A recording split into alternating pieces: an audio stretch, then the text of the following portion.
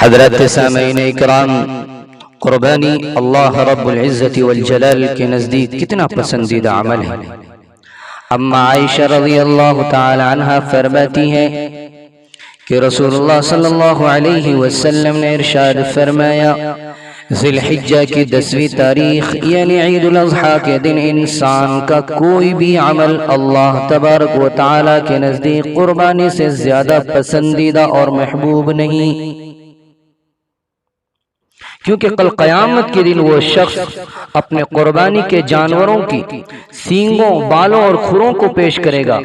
کہ میرے رب، میں آپ کی رضا کے لیے، آپ کو خوش کرنے کے لیے میں نے اس جانوروں کی قربانی پیش کی تھی۔ میرے دوستو، قربانی کا خون زمین پر گرنے سے پہلے اللہ تبارک و تعالی کی رضا اور مقبولیت کے مقام پر پہنچ جاتا ہے۔ پس اے لوگو، اے خدا کے بندو، جب قربانی کرو تو دل کی خوشی کے ساتھ قربانیاں کیا کرو، اللہ کی رضا اس میں تلاش کرو اور اللہ کی رضا کی خاطر اپنے قربانی پیش کرو۔